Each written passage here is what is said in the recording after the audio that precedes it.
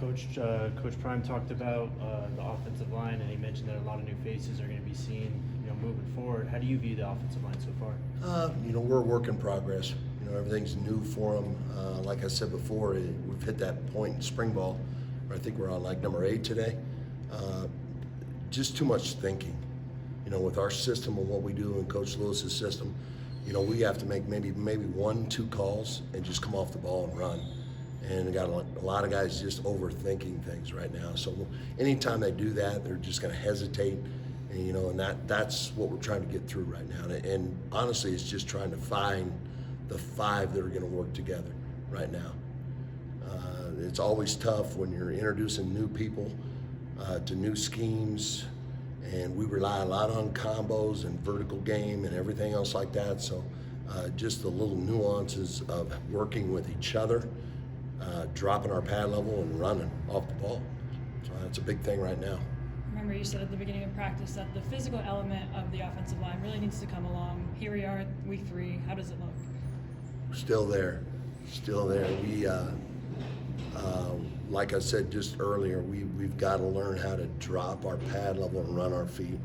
And just working the run fits is something that I wish we had 70 days in spring ball, to be honest with you. I know they don't want that, but it's something where we have to be able to work a run fit to be able to fit on a defensive lineman, to get them vertical and be able to run our feet.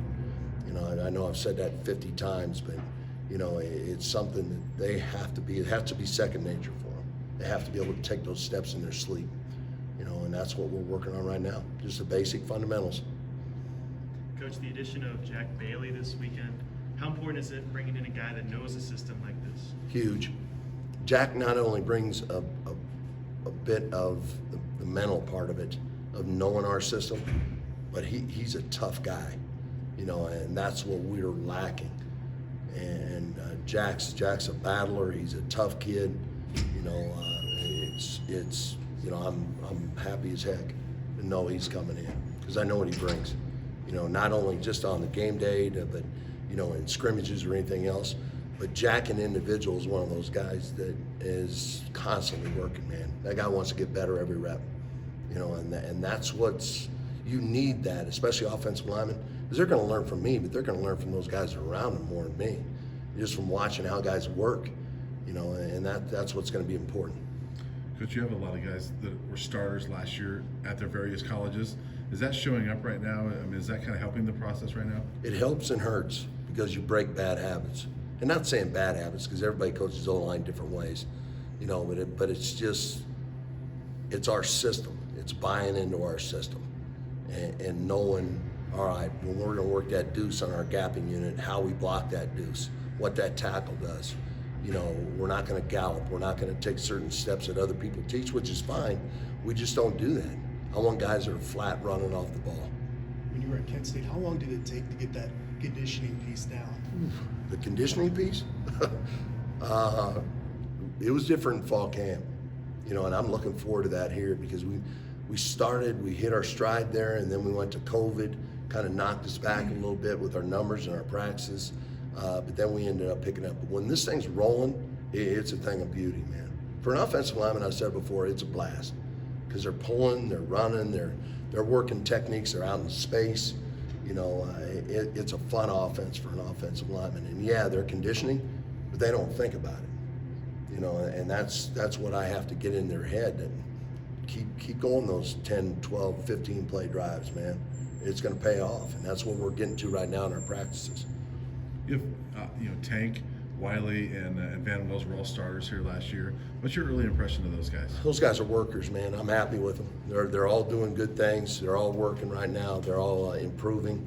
I know it's the strength part that we've really lacked, and that's something that we've really got to address, especially in this offseason. This summer is huge for those guys. I love the way those guys are competing, and like I told them right off the bat, they all bought in. I was happy as heck they all stayed. I mean, for those guys to go through 5, 6 O-line coaches in the time they have, they don't trust me. They don't trust anybody that comes in here, and that's what I've got to earn from those guys. They got to be able to trust what we're doing, and they're buying in, man. I'm happy with them. Does Van Wells have the qualities that you would look for in a center prospect? Yeah, he's coming. He's coming. He struggled a little bit today. Bam, he'll hit the easy button every once in a while. I want to take that blow, but hopefully I can get his pad level down and start finishing. Biggest thing with Bam right now is competition. You know, and that's what I've stressed to all these guys, and that's how I base my individual is I want those guys competing in individual like no other.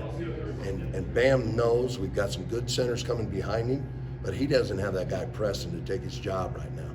You know, and they all need that. You know, and that's what I'm trying to introduce to them, an individual. Take somebody's job. I don't care if you're a fifth string.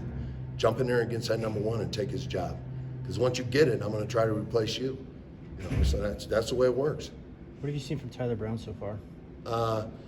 He's raw, man. He's got that caveman technique. He doesn't use his strength the way I want him to, but it's coming. You couldn't ask for a better kid, though. I mean, he buys into everything you say. He watches film. He's a great student. He puts the time in, man. He's going to be a great one. I love what he's doing.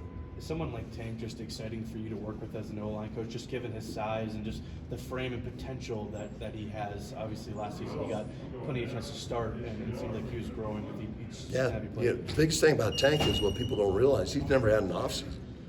You know, this is this guy's first season where his off season where he's actually had to lift and made it through with that because he has injuries, he's had surgery, he's had, you know, this and that, COVID.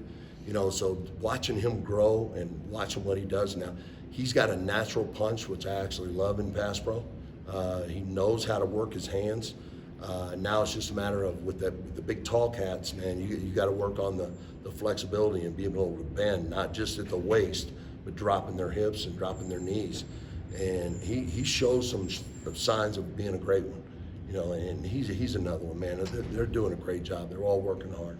With Savion knowing you and Coach Lewis already, have you leaned on him as a leader, and has he had to be a leader among that group? Savion is not a vocal guy. If you ever been around him, he ain't gonna say two words. He's quiet. He's very reserved, but he's showing a little bit more intensity than even what he showed for me at Kent.